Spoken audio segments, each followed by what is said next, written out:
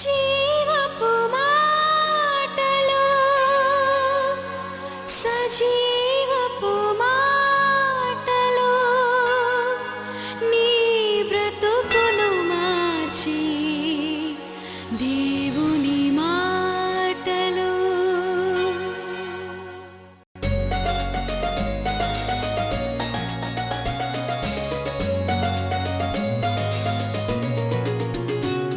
నిరాశలను తొలగించి జీవపు మాటలు. ఈరోజు దేవుని వాక్యం నుండి మనం వినాలి. పరిశుద్ధుడు పౌలు ఫిలిప్పీలకు రాసిన పత్రిక ఫిలిప్పీ 4 నుండి చదువుతాను. ఎల్లప్పుడు ప్రభువునందు ఆనందించుడి, మరల చెప్పుదును ఆనందించుడి, మీ సహనమును సకల జనులకు తెలియబడనీయుడి, ప్రభు సమీపముగా ఉన్నాడు. హల్లెలూయా. దేవుని బిడ్డలకు ప్రభు ఎలాగున్నాడు? సమీపంగా ఉన్నాడు, దగ్గరగా ఉన్నాడు. హల్లెలూయా. ఇంత ఆదరణ కలిగింది నాకు ఈ మాటలు చదివినప్పుడు. దేవుడు ఎక్కడో ఉన్నాడని మీది చూస్తాం, మనం దేవా అని పిలుస్తాం, కానీ ప్రభు ఎక్కడో లేడు, నీకు దగ్గరనే ఉంటాడు. విరిగి నలిగిన హృదయం గలవారికి యెహోవా ఆసన్నుడు.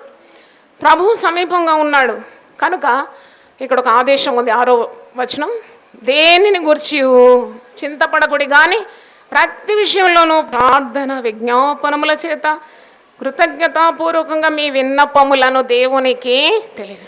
మరి ఈరోజు ఎవరిక్కడ చింతతో వచ్చినారో నాకు తెలియదు, కానీ పరిశుద్ధాత్ముడే నాకు ఈ వాక్యాన్ని ఇచ్చినాడు. మీకు ఈరోజు చాలా చింతలు ఉన్నాయి, మీరు కృంగిపోతున్నారు, విచారం చేత బాధ చేత మీ హృదయంలో మరి కృంగిపోతున్నారు, మీకున్న ధైర్యం చెడిపోతుందేమో. ప్రభు ఈ వర్తమానాన్ని ఈరోజు మనకు ఇచ్చినాడు. దేవుని స్తోత్రం. నేను ఈ వాక్యం ధ్యానించినప్పుడు చాలా శక్తి పుంజుకున్నాను. అవును, దేని గురించి కూడా నువ్వు చింతించే అవసరము లేదు. మన కొరకు చింతించడానికి ప్రభువు ఉన్నాడు. మన ప్రార్థనలు వినడానికి సిద్ధంగా ఉన్నాడు, మన ప్రార్థనలకు జవాబు ఇవ్వడానికి సిద్ధంగా ఉన్నాడు, మనల్ని దీవించడానికి ఆయన ఇష్టపడుతూ ఉన్నాడు. కాబట్టి మనం చింతించే అవసరం లేదు, దేన్ని గురించి కూడా చింతించొద్దు. కానీ ప్రతి విషయంలో ప్రార్థన చేయాలి. అంటే దాని అర్థం ఏంటంటే చింతను ప్రార్థనగా మార్చుకోవాలి. హల్లెలూయా. నీకు చింత రాగానే మరి నువ్వు బాధపడుతూ కృంగిపోతూ ఇతరులతో నీ సమస్యలు మరి చెప్పుకుంటూ మరి అలా కాకుండా ఒక స్థలాన్ని కేటాయించుకొని కొద్ది సమయం కేటాయించుకొని ప్రభు పాదాల దగ్గర కూర్చొని నీ చింతనంతా ప్రభువుకు తెలియజేయాలట. దేవునికి స్తోత్రం. దేనిని గురించి విశ్వాసి చింతించే అవసరము లేదు. ఆనందించమంటున్నాడు. మరలా చెప్తున్నాను, మీరు ఆనందించండి, మీరు చింతించొద్దు. మనం ప్రార్థన చేస్తాం కానీ కృతజ్ఞతాస్తుతులు చెల్లించాం. చాలా మట్టుకు we make that mistake. We don't mix thanks giving with prayer. ప్రార్థనే కానీ ఇంత మట్టుకు చేసిన కార్యాల కొరకు స్తుతి చెల్లించడానికి వెనకాడుతూ ఉంటాం. కానీ నీ ప్రార్థనలో మరి నీ విజ్ఞాపనలో కృతజ్ఞతాస్తుతులు కూడా మిళితం కావాలి. మీ విన్నపాలు దేవునికి తెలియజేయుడి. హల్లెలూయా.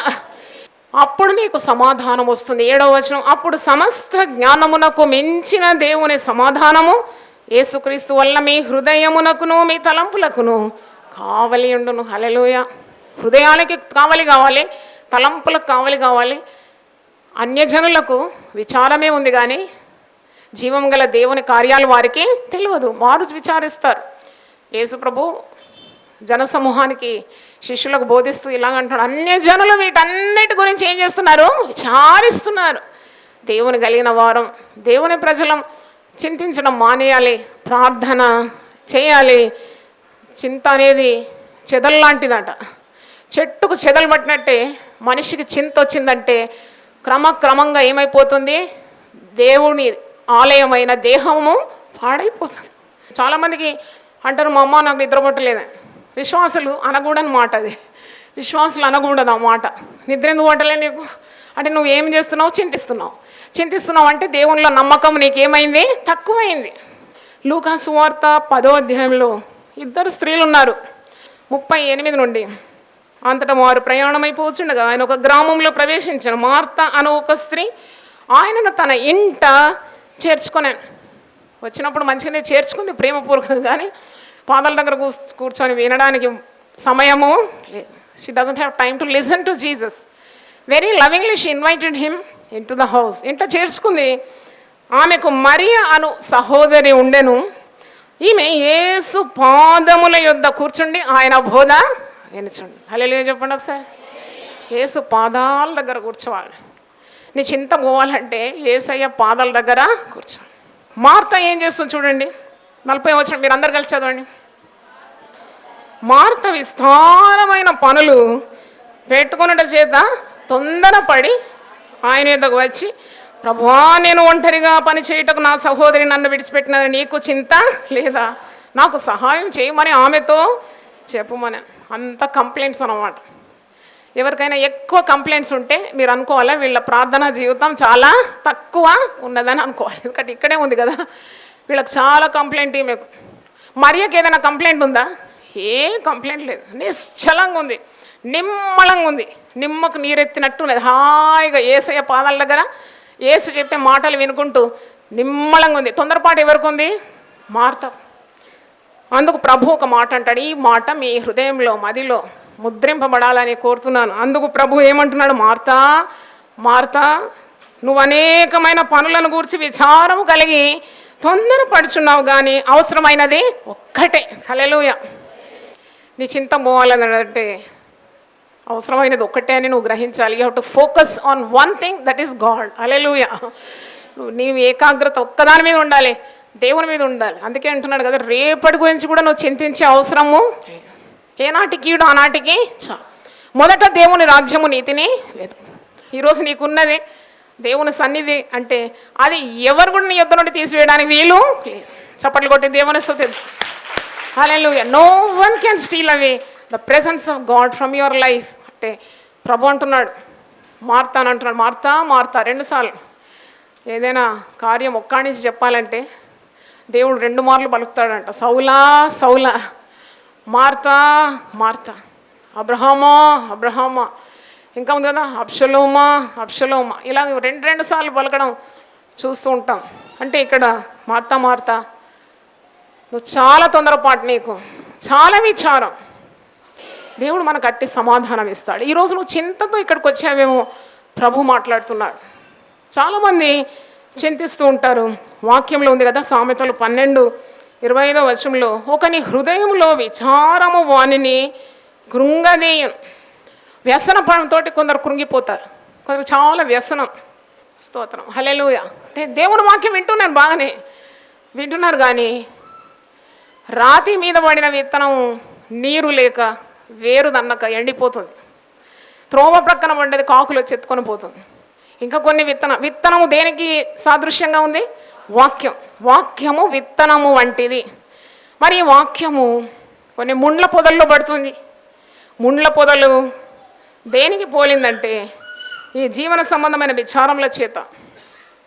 చింత చింత చింత. అసలు ఈరోజు ఇప్పుడు నేను అడిగినాను అనుకోండి, ఏంటండి మీకు ఇంత చింత అంటే రకరకాల జవాబులు ఉంటుంది కదా. కొందరు అంటారు, అమ్మా ఏం సంపాదించాడు మా ఆయన, ఏం సంపాదించకుండా పోయినాడండి. పోయిన వాళ్ళ గురించి చెప్తాను అనమాట. ఏం పెట్టకుండా పోయినాడు. ఇప్పుడు నాకు ఇంతమంది పిల్లలు నేను సాకాలి. బతికున్న వారి గురించి అంటారు, ఏం సంపాదించలేదు, మా కొరకు ఏం పెట్టలేదు. పరిశుద్ధ గ్రంథం ఏమని బోధిస్తుంది? ధనం గురించి చింతించాలని ఉందా వాక్యంలో? ఉందా? లేదండి. నన్ను ప్రేమించి వారిని నేను ఆస్తికర్తలుగా చేస్తాను, వారి నిధులను నేను నింపుతాను. మలాకి 3:10 అయితే, నువ్వు దేవుని నియమాల ప్రకారం దేవునికి ఇస్తే, 10వ భాగము దేవుని సొమ్మని నువ్వు ఇస్తే, పరలోక వాక్యంలు విప్పి పట్టజాలనంతగా దేవుడు దీవిస్తాడు. చప్పట్లు కొట్టి దేవుని స్తుతించు. కనుక ధనం గురించి నీవు చింతించే పని లేదు. ఈరోజు డబ్బులు లేవు, మాకు డబ్బులు లేవు, మాకు బ్యాంకులో బ్యాలెన్స్ లేదనే ఆ చింతలన్నీ తొలగిపోవును గాక యేసునామములో. హల్లెలూయా. ఫిలిప్పీలకు రాసిన పత్రిక 4వ అధ్యాయం చూడండి. పౌలు భక్తుడు ఏమంటున్నాడు?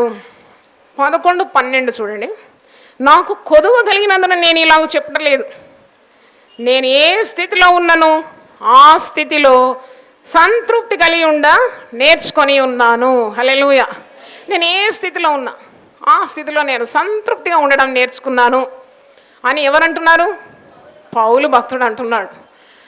మిద్దలు మేడలు కట్టాలని నాకు ఆశ లేదు, బంగారం సంపాదించాలని ఆశ లేదు, వెండి మీద నాకు ఆశ లేదు, మరి ఇల్లు వాకిళ్ళు అన్నీ కూడా స్థిరపరచుకోవాలని ఆశ నాకు లేదు, నాకేం లేదు. దేవుడు నాకేమి ఇచ్చిండో దాంట్లో నేను సంతృప్తి కలిగి ఉన్నాను. హల్లెలూయా.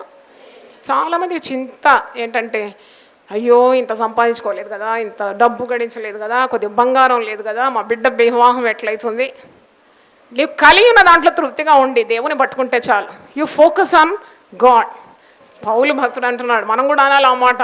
కడుపు నిండి ఉండడానికి నేర్చుకున్నాను, ఆకలికొని ఉండడానికి కూడా నేర్చుకున్నాను. ఏ స్థితిలో ఉన్నా ప్రభు నాకు తోడున్నాడు. అందుకే 13వ వచనంలో నన్ను బలపరచు అని అందే నేను సమస్తము చేయగలను. చప్పట్లు కొట్టి దేవుని స్తుతిద్దాం. హల్లెలూయా. అందుకే దేవుడు నన్ను బలపరుస్తాడు, నాకు భయము లేదు అని పౌలు భక్తుడు అంటున్నాడు. పేతురు భక్తుడు ఏమంటున్నాడో చూద్దాం. మొదటి పేతురు 5వ అధ్యాయము 7వ వచనం, 5:7. ఆయన మిమ్మును గురించి చింతిస్తున్నాడు గనుక మీ చింత యావత్తు ఆయన మీద వేయడు. గట్టిగా చప్పట్లు కొడదాం దేవుని స్తోత్రం. హల్లెలూయా. మీరు చప్పట్లు దేవుని వాక్యానికి స్పందించి కొట్టాలి. హల్లెలూయా. ఎందుకంటే బా దేవుడు మన గురించి ఏం చేస్తున్నాడు? చింతిస్తున్నాడు. ఆయన నిన్ను గురించి ఏం చేస్తున్నాడు? చాలాసార్లు నువ్వు అనుకుంటావు కదా, అసలు నన్ను ఎవరు పట్టించుకుంటున్నారు, నాకు ఎవరున్నారు దిక్కు, నా గురించి ఆలోచించేవారు ఎవరున్నారు ఈ లోకంలో? ఉన్నారండి. దేవుడు నీ గురించి ఏం చేస్తున్నాడు? ఆలోచిస్తున్నాడు. దేవునికి స్తోత్రం. ఆయన నిన్ను గురించి చింతిస్తున్నాడట. ఆయన నీ మీద లక్ష్యం ఉంచి ఉన్నాడు, చింతిస్తున్నాడు. కాబట్టి నీ చింత యావత్తు ఏం చేయాలి? ఆయన మీద వేయాలి. ఈ మాట నన్ను చాలా ఆదరించింది. దేవునికి స్తోత్రం. హల్లెలూయా. నా చింత నేనే మోస్తే, నా బరువు నేనే మోస్తే తప్పకుండా మరి తొట్టిల్లి కృంగి కృషించి మరణించవచ్చు కూడా. కానీ ఎప్పుడైతే నా చింతను నేను ట్రాన్స్ఫర్ చేస్తానో, ఎక్కడికి ట్రాన్స్ఫర్ చేయాలి? దేవుని మీద, యేసయ్య మీదకి ట్రాన్స్ఫర్ చేసేయాలి. దేవునికి స్తోత్రం. కొందరు ప్రార్థన చేస్తారు, చింతిస్తారు. మనం చింతించే అవసరం లేదు యేసు ప్రభు బిడ్డలం. ఎందుకంటే ఆయన మన గురించి చింతించినాడు. గెత్సమనే తోటలో ఆయన చింతాక్రాంతుడై మన కొరకు విజ్ఞాపన చేసినాడు. యెషయా 53:7 వచనంలో కూడా ఆయన దుఃఖాక్రాంతుడైనాడు, చింతాక్రాంతుడైనాడు, వ్యసనాక్రాంతుడైనాడు. ఆయనే మన వ్యసనములను ఏం చేస్తున్నాడు? వహించినాడు. అందుకే మనకు చింత లేదు. మన గురించి ఆయన చింతించినాడు. ఒకవేళ నువ్వు చింతించేవన్నీ నీకు సంభవించాలంటే మట్టికి మట్టి అయిపోతావు, దుమ్ము ధూళైపోతావు నువ్వు. కానీ దేవుడు ఎంత కరుణామయుడు అంటే, నువ్వు దేని గురించి అయితే ఎంత చింతిస్తున్నావో అవి ఏవి కూడా నీకు జరగకుండా దేవుడు నేను ఏం చేస్తున్నాడు? కాపాడుతున్నాడు. చప్పట్లు కొట్టి దేవుని స్తుతిద్దాం. హల్లెలూయా. నువ్వు అనుకుంటున్నావు నీ బిడ్డ బయటికి పోతాడు, యాక్సిడెంట్ అయిపోయి చచ్చిపోతాడని భయపడుతున్నావు. కానీ దేవుడు నీ బలహీనమైన ప్రార్థనలు కూడా వింటున్నాడు. బలమైన తన రెక్కలతో కప్పుతున్నాడు. ఆ కీడు రాకుండా ఏం చేస్తున్నాడు? కాపాడుతున్నాడు. చింతించడం వల్ల సాధించేది ఏం లేదు, కానీ ప్రార్థించడం వల్ల సమస్తము సాధ్యం. Hallelujah. By worrying you cannot accomplish anything, but by praying everything is possible. ఎంత బాగుంది కదా ఈ న్యూస్ కదా ఇది వార్త, సువార్త. చింతించడం వల్ల నీకు ఏది సాధ్యం కాదు. పైగా నీకు శరీరంలో అనారోగ్యత, మరి నీకు భయము, భీతి. యోబు జీవితం ద్వారా నేను నేర్చుకున్న సత్యం ఏంటంటే, 10 మంది పిల్లల కొరకు ప్రతిదినం ఉదయకాలం లేచి అరుణోదయంలో వారి కొరకు బలులు అర్పించిన గుండెలో భయం ఉండేదట. యోబు 3:25లో ఒక మాట ఉంది, నేను దేనికి బహుగా భయపడితేనో అదే నా మీదికి వచ్చి ఉన్నది. అంటే భయపడొద్దని మనం నేర్చుకుంటున్నాం, చింతించొద్దని మనకు దేవుడు నేర్పిస్తున్నాడు. దేని గురించి ఎక్కువగా నేను భయపడి చింతించి బాధపడుతున్నాను, అదే మరి రంగు రూపు రెక్కలు దాల్చుకొని నా మీదకి వాలింది అని అంటారు కదా. అలాగే యోబు అంటున్నాడు, నేను దేనికి భయపడినాను అదే నా మీదకి వచ్చింది. అందుకే నీ భయాలన్నీ కూడా దేవుని పాదాల దగ్గర పెట్టాలి.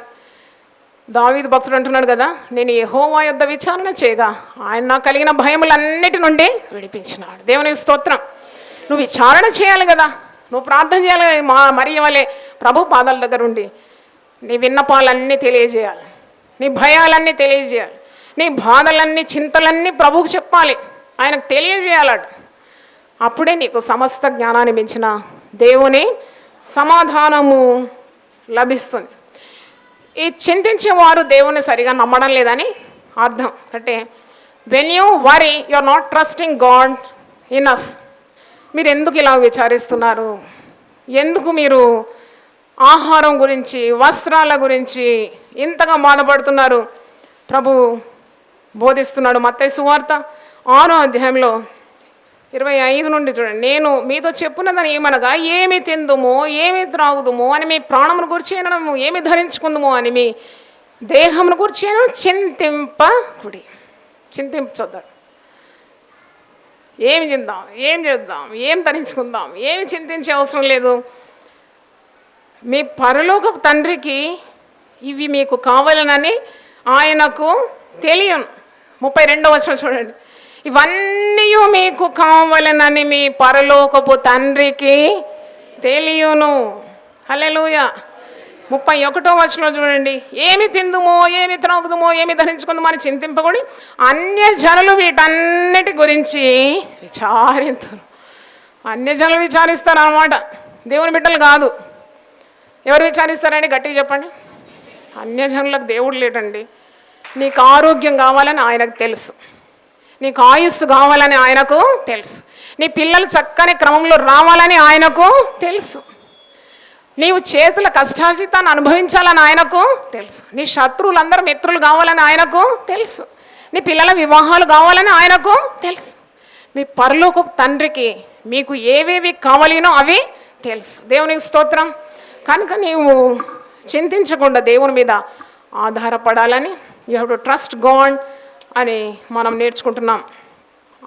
37వ కీర్తన 25వ వచనంలో దావీదు భక్తుడు అంటున్నాడు, నేను చిన్నవాడనై ఉంటిని, ఇప్పుడు ముసలివాడని అయితిని, అయినను నీతిమంతులు విడవబడుట కానీ వారి సంతానము భిక్షమెత్తుట నేను చూచి ఉండలేదు. ఇంకా దేని చింత?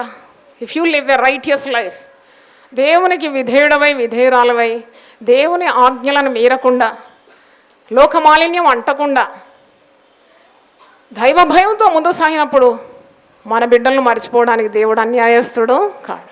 హల్లెలూయా. తప్పకుండా ఆశీర్వదిస్తాడు. కొందరికి శత్రువుల గురించి భయం, శత్రు బాధ, అయ్యో వాళ్ళు వచ్చి మా ప్రాణం తింటారు. విశ్వాసులు ప్రాణ భయం లేకుండా బ్రతకాలి.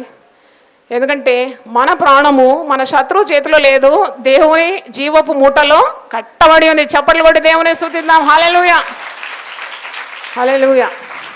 ఎవడైనా వచ్చి నిన్ను బెదిరిస్తే, రే నీ ప్రాణం తీస్తానంటే, అప్పుడు నువ్వు అనాలి, నా ప్రాణం నీ చేతిలో లేదు, నా దేవుని జీవపు మూటలో కట్టబడి ఉంది కాబట్టి నాకు భయం లేదు. ఆయన నీ ప్రాణమును ఏం చేస్తాడు? కాపాడుతాడు. శత్రుల ముందు భోజన బల్ల సిద్ధపరుస్తాడు. హల్లెలూయా. ఎందుకంటే అబ్రహామును దీవించిన దేవుడే మనల్ని కూడా దీవిస్తాడు. అబ్రహామును ఒంటరిగా ఉన్నప్పుడు పిలిచినాడంట, పెక్కుమంది అగునట్లు ఆయనను ఆశీర్వదించినాడని యెషయా 51:2వ వచనంలో ఉంది. అబ్రహాము వృద్ధుడు, మృతతుల్యమైన దేహము, శారా ధర్మము, స్త్రీ ధర్మము నిలిచిపోయింది, ఆమె సంతానము కలగడానికి ఏ అవకాశం లేదు. అయినా నమ్మినాడు. మార్తాతో ప్రభు ఏమంటాడు? నువ్వు నమ్మిన ఎడల దేవుని మహిమను చూస్తాం. అంటే దేవుని మహిమను మనం చూస్తాం ఎప్పుడైతే దేవుణ్ణి నమ్ముతామో. దేవునికి స్తోత్రం. కానీ చాలామంది రక్షణానందం పోగొట్టుకున్నారు, ఆత్మీయ జీవితం పోగొట్టుకున్నారు, పరిశుద్ధాత్మను పోగొట్టుకున్నారు, మరి దేవుల్లో ఉన్న ఆనందం పోగొట్టుకున్నారు. పోగొట్టుకున్నవన్నీ దేవుడు రెండంతలు అనుగ్రహించును గాక. ఆమేన్. దావీదు సమస్తం పోగొట్టుకున్నాడు, సమస్తం సంపాదించుకున్నాడు. యోబు సమస్తం పోగొట్టుకున్నాడు, రెండంతలు తిరిగి పొందుకున్నాడు. దేవునికి స్తోత్రం. దేవుడు అన్ని నీకు తిరిగి ఇవ్వగలడు. యేసుప్రభు ఒక మాట అంటాడు, మిమ్మల్ని గురించి నేను చింతిస్తున్నాను కదా, మళ్ళీ మీరు ఎందుకు చింతిస్తున్నారు మీ గురించి? లూకా సువార్త 12వ అధ్యాయము 7వ వచనంలో ఒక మాట చూడండి. మీ తల వెంట్రుకలన్నీ లెక్కింపబడి ఉన్నవి, భయపడకుడి, మీరు అనేకమైన పిచ్చుకల కంటే శ్రేష్ఠులు కారా? మీరు పిచ్చుకల కంటే శ్రేష్ఠులు కారా? పిచ్చుకలను ఆయన రూపంలో సృజించినాడా? పిచ్చుకల కొరకు ప్రాణం పెట్టినాడా? పిచ్చుకలకు ఆత్మనిచ్చినాడా? కాదు కదా. 2 పిచ్చుకలు 1 కాసుకు అమ్మబడితే వాటిని గురించి తండ్రి సెలవు లేకుండా వాటిలో ఒక్కటైనా నేలకు రాలేదు. మీ తల వెంట్రుకలన్నీ లెక్కింపబడినది, దాంట్లో ఒక్కటైనను నా తండ్రి చిత్తం లేకుండా నేలకు రాలేదు. హల్లెలూయా గట్టిగా చెప్దామా? నేను బ్యాంక్లో పనిచేసినాను, నోట్ కౌంటింగ్ మెషిన్ చూసినాను. ఇట్లా నోట్స్ ఇట్లా బండిల్స్ పడేసే ట్రింగ్ అని మంచి టక్కున దాని నంబర్ వచ్చేస్తుంది దాని మీద. కానీ ఇంత ఆధునిక యుగంలో సైన్స్ ఇంతగా పురోగమించిన ఈ దినాల్లో కూడా తల వెంట్రుకలు లెక్కబెట్టే మెషిన్ ఇంతవరకు రాలేదండి. ఆ మెషిన్ యేసయ్య దగ్గరనే ఉంది. దేవునికి స్తోత్రం. ఆయనే లెక్క పెట్టగలడు మన తల వెంట్రుకల కదా, అన్నీ లెక్క పెట్టగలడు మనుషులు. మరి ఆయన సృజించిన చుక్కలను లెక్క పెట్టడానికి అసాధ్యమైంది, తల వెంట్రుకలను లెక్క పెట్టడానికి అసాధ్యం. దాంట్లో ఒక్కటైనను ఆయన చిత్తము లేక నేలకు రాలదు. వా, ఇంత మంచి మాట. ఆ మాట ఇంకోసారి చదువుదామా? లూకా సువార్త 12:7. మీ తల వెంట్రుకలన్నీ, నాతో పలకండి, మీ తల వెంట్రుకలన్నీ లెక్కింపబడి ఉన్నవి, భయపడకుడి. హల్లెలూయా. భయపడకు. ఎందుకు భయపడతావు? నిన్న ఏమో ఈరోజు గురించి భయపడ్డావు, ఈరోజేమో రేపటి గురించి భయపడుతున్నావు. ఎప్పుడు భయమేనా? అందుకే వాక్యంలో భయపడకు. అంతకంటే పెద్ద మెసేజ్ నాకు దొరకలేదు వాక్యంలో. భయపడకు అంతే. Hallelujah. Fear not, you fear not. నువ్వు భయపడకు. దేని కొరకు భయపడుతున్నావు? ఒంటరిగా ఉన్నావని భయపడుతున్నావా? అరే నాకు ఎవ్వరు లేరు, నేను ఒంటరిదాన్ని అంటే యేసు అన్నాడు కదా, ఇదిగో యుగ సమాప్తి వరకు సదాకాలము నేను నీకు తోడై ఉంటాను. హల్లెలూయా. ఇంకా దేని గురించి భయము? నానా రకాల రోగం గురించి భయపడే అవసరం లేదు. అన్ని రోగాలు దేవుడు నయం చేస్తాడని గొప్ప నమ్మకం ఉండాలి. ఆయన శరీరధారిగా ఉన్నప్పుడు ప్రతి విధమైన రోగాన్ని, ప్రతి విధమైన వ్యాధిగ్రస్తులను ఆయన దగ్గర తీసుకురాగానే వారందరినీ ఆయన ఏం చేస్తున్నాడు? ముట్టి స్వస్థపరిచినాడు. హల్లెలూయా గట్టిగా చెప్దామా? హల్లెలూయా. నీ రోగము దేవునికి ఒక పెద్ద కార్యమా? చింత వచ్చినప్పుడు నువ్వు ఎలాగ జయించాలి? ఒక చింత ఎక్కింది నీ బుర్రలో, చింతిస్తూ ఉన్నావు. ఆ చింతను ఎలాగ జయించాలి? ప్రార్థన చేయాలంటే మనకి ఏం కావాలి? దేవుని దగ్గర ధైర్యము. పాపం దగ్గర ధైర్యం ఉంటుందా? అందుకే దేవుని ఆజ్ఞలను పాటించాలి, దేవునికి విధేయత చూపాలి, దేవుని వాక్యాన్ని గైకొనాలి, దాని ప్రకారం బ్రతకాలి, జీవించాలి. అప్పుడే నీకు మరి దేవుని కృపాసనం యొద్దకు ప్రభు అంటాడు కదా, మీరు ధైర్యంతో రండి నా కృపాసనం యొద్దకు, సమయోచితమైన సహాయం నేను మీకు అందిస్తాను. దేవునికి స్తోత్రం. ప్రార్థన ద్వారా చింతను జయించాలి. అంటే చింతించి ఇలా కృంగిపోకుండా వెంటనే నీ మోకాళ్ళు వంచి ప్రార్థన చేయాలి.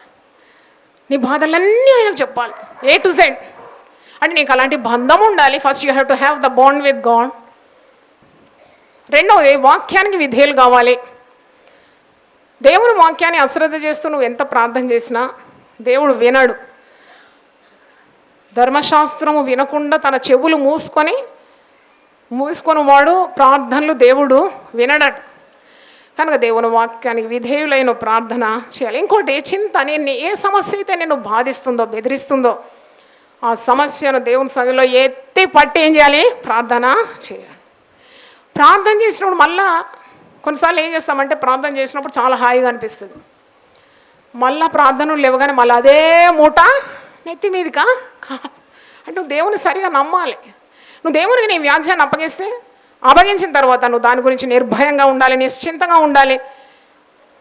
ఇంకోటి విశ్వాసి గమనించాలి, no problem is bigger than God. దేవుని కంటే మించిన ఏ సమస్య ఉందని, దేవుడు పరిష్కరించలేని ఏ కార్యము ఉన్నదని నువ్వు అంతగా చింతించాలి. దేవునితో ఒక బంధం పెట్టుకొని ప్రార్థన చేసి దేవునికి చింత అప్పగించిన తర్వాత మళ్ళా నువ్వు భయపడుతున్నావంటే దేవుని కంటే నీ సమస్య పెద్దగా ఉందని నీవు అనుకుంటున్నావు. దేవుడు గొప్పగా ఉన్నాడా? నీ సమస్య గొప్పగా ఉందా? చెప్పండి గట్టిగా. తర్వాత దేవుడు నీ గురించి శ్రద్ధ తీసుకుంటున్నాడని నీకు విశ్వాసం ఉండాలి. చివరిగా ఒక్క వాక్యం చెప్పి నేను ముగిస్తాను. యెషయా 49. నువ్వు చింతించే పని ఎందుకు లేదు అంటే ఈ వాగ్దానం చూడండి. యెషయా 49:15-16. చూడుము నా అరచేతుల మీదనే నిన్ను నేను చెక్కి ఉన్నాను. హల్లెలూయా. బా, ఎంత హాయిగా అనిపించిందో ఈ మాట. నీ ప్రాకారములు నిత్యము నా ఎదుట ఉన్నవి. మీది వచనం చూడండి, 15వ వచనం. స్త్రీ తన గర్భమున పుట్టిన బిడ్డను కరుణింపకుండా తన చంటి పిల్లను మరచున వారైనా మరచుదురు కానీ నేను నిన్ను మరువను. హల్లెలూయా. ప్రార్థన చేసుకుందాం. దేవా ప్రభువా, నువ్వు మాకు సెలవిచ్చినావు. ఈరోజు ఎంతమంది భారంతో వచ్చినారు నీ దాసురాలు మరుగుపరుచుకొని ఆ వాక్యాన్ని ప్రజలకు అందించినావు. అందుకొరకు నీకు కృతజ్ఞతాస్తుతులు చెల్లిస్తున్నాను. ఎంతో భారమైన హృదయాలతో ఇక్కడికి వచ్చి ఉన్నారు. వారికి చింత ఉంది, చింత చేత నశించిపోతున్నారు, చింత చేత కృంగిపోతున్నారు, చింత చేత వారి దేహాలన్నీ కూడా క్షీణించిపోతున్నాయి, రోగములు సోకుతున్నాయి. ప్రభువా, ఈ చింతను తొలగించడానికి నీ చిత్తమైంది కనుక నిన్ను స్తుతిస్తున్నాను. నీ పరిశుద్ధమైన వాక్యము వెల్లడి అవుటతోడనే వెలుగు కలుగుతుంది కనుక నీకు స్తోత్రం. నీ వాక్కును పంపి మమ్మల్ని బాగు చేస్తానని సెలవిచ్చిన దేవా, ఈ సమయంలో చింతలో ఉన్న బిడ్డల కొరకు మేము ప్రార్థిస్తున్నాము. నీ వాక్యం చేత వారిని కడిగినందుకు నేను స్తుతిస్తున్నాను. ఆ చింత తొలగించినందుకు నీకు స్తోత్రం చెల్లిస్తున్నాను. చింతించడం వల్ల మా ఎత్తు మూరెడు ఎక్కువ కాదని, మేమేమీ సాధించలేమని, పైగా మేము క్షీణించిపోతామని విశ్వాసం చేత మా దృష్టి నీ మీద నిలుపుట చేత మా ప్రార్థనలకు జవాబు వస్తుందని, నువ్వు మా పరలోకపు తండ్రివి, మా యొక్క కార్యాలన్నీ కూడా నీకు తెలుసని ప్రభువా, అన్య జనులు చింతించినట్లు మేము చింతించకుండా విశ్వాసం వల్ల మేము బ్రతకడానికి మాకు సహాయం దయచేయండి. మా ప్రార్థనలకు జవాబు నువ్వు ఇస్తావు. దేనిని గురించి కూడా చింతించకుండా ప్రతి విషయము ప్రార్థన విజ్ఞాపన చేత కృతజ్ఞతాపూర్వకంగా మా విన్నపములను నీకు తెలియజేయమన్నావు. అప్పుడు సమస్త జ్ఞానాన్ని మించిన దేవుని సమాధానంతో నింపుతానన్నావు. ఎవరి మనసు నీ మీద ఆనుకొని ఉండినో వాడిని పూర్ణ శాంతి గలవానిగా చేస్తానని సెలవిచ్చిన దేవా, నా శాంతిని మీకు అనుగ్రహిస్తున్నాను, లోకం ఇచ్చినట్టు కాదన్నావు ప్రభువా. భయపడొద్దని సెలవిచ్చిన మా తల వెంట్రుకలన్నీ లెక్కింపబడి ఉన్నది కనుక నీకు స్తోత్రం నాయన. మా అవసరతలన్నీ కూడా తెలిసి ఉన్న దేవుడు కనుక నీకు స్తోత్రం. మాకేవేవి కావాలినో అవి నీకు తెలుసు నాయన, నీకు స్తోత్రం ప్రభువా. నీ బలమైన హస్తము దేవుని వాక్యం విన్న ప్రతి ఒక్కరి తల మీద ఉంచి వారికి నెమ్మది క్షణమంది మీరు దయచేయమని, సంపూర్ణమైన సమాధానంతో నింపుమని, వారి ప్రార్థనలకు జవాబు దయచేసి వారికి ఉన్న భయాలన్నీ తొలగించి ఆదరణ దయచేసి నీలో బలవంతులుగా ఉండటకు సహాయం దయచేయమని యేసు పరిశుద్ధ నామములో అడిగి వేడుకుంటున్నాను తండ్రి, ఆమేన్. జీవపు మాటలు, సజీవపు మాటలు. మా address sister Joy Cherian, united people's fellowship, house number 1-9-52 by E/3, Ramnagar, Hyderabad 5,20,000. Phone number 04027624030. మరి ఒకసారి 04027624030. మా ఈమెయిల్ joycherian@hotmail.com మరియు వెబ్సైట్ www.joycherian.com. మా ప్రార్థనా కూటములు ప్రతి శుక్రవారం రామ్నగర్ ఆలయంలో ఉపవాస ప్రార్థనలు సాయంత్రం 4 నుండి 8:30 గంటల వరకు ఉంటుందని తెలియజేస్తున్నాను మరియు ఆ కూటములకు ఆహ్వానిస్తున్నాను. మరియు ప్రతి ఆదివారం రామ్నగర్ ఆలయంలో ఉదయకాల ఆరాధన 6 నుండి 8:30 గంటల వరకు ఉంటుంది.